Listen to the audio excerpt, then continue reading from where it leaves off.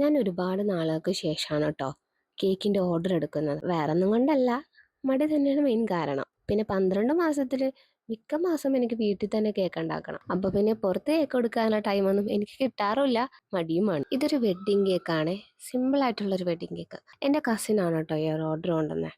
അതും fountain flowers ഒക്കെ വെച്ച്. ഫോണ്ടന്റിൽ ഞാൻ വർക്ക് ചെയ്തിട്ടുണ്ടെങ്കിലും വലിയൊരു ഫ്ലവർ കേക്കിന്റെ സൈഡിൽ വെച്ച് സെറ്റ് ചെയ്യുന്നത് ഫസ്റ്റ് ടൈം ആണ് കേട്ടോ. ഞാനെന്റെ മാക്സിമം ട്രൈ ചെയ്ത് നോക്കിയെങ്കിലും വലിയൊരു ഫ്ലോപ്പായി പോയായിരുന്നു. എന്താ പറ്റിയെന്ന് വഴിയെ കാണിച്ചു തരാം.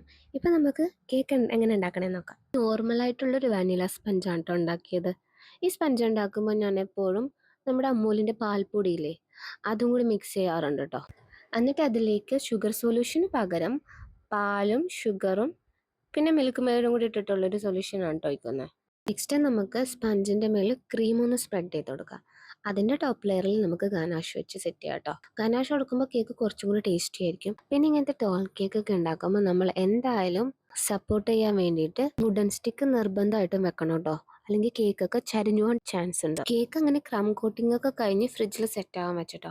ഇനി നമ്മുടെ മെയിൻ താരത്തിലേക്ക് പോകാം. ഫ്ലവർ ഉണ്ടാക്കാനുള്ളതുകൊണ്ട് ഞാൻ ഫോണ്ടന്റിന് പകരം ഫ്ലവർ പേസ്റ്റ് ആണ് കേട്ടോ എടുത്തേക്കുന്നത്. അത് കുറച്ചും കൂടി സ്റ്റേബിളും ആണ്, പെട്ടെന്ന് ഡ്രൈ ആവുകയും ചെയ്യും. അത് ഞാൻ പെറ്റൽസ് ഒക്കെ ഉണ്ടാക്കിയ പെറ്റൽസ് ഒക്കെ നല്ലതുപോലെ വന്നാർന്നു കേട്ടോ. ഞാൻ ഓരോരോ പെറ്റലായിട്ടാണ് കേട്ടോ ഫ്ലവർ കേക്കിലേക്ക് സെറ്റ് ചെയ്ത് കൊടുത്തത്. പക്ഷേ ലാസ്റ്റ് ആയപ്പോൾ ആ ഒരു ലുക്ക് കിട്ടിയില്ല. അതുകൊണ്ട് ഞാൻ അതൊക്കെ കളഞ്ഞിട്ട് പിയോണി ഫ്ലവർ ഇല്ലേ, പിയോണി ഫ്ലവറിന്റെ കുറച്ച് പെറ്റൽസ് ഒക്കെ കട്ട് ചെയ്തെടുത്തു. എന്നിട്ട് കുറച്ച് മാത്രം നമ്മുടെ ക്രീമിൽ സ്റ്റിക്ക് ചെയ്ത് കൊടുത്തിട്ട് അതിൽ കുറച്ച് ബോൾസും ഗോൾഡൻ ലീഫൊക്കെ വെച്ചൊന്ന് സെറ്റ് ചെയ്ത് കൊടുത്തു. അപ്പൊ കേക്ക് വെച്ച ഭാഗത്ത് ഇങ്ങനെ ഒരു ഹോൾ ഉണ്ടായിരുന്നു, അവിടെ ക്രീം വെച്ചൊന്ന് സെറ്റ് ചെയ്തെടുത്തു.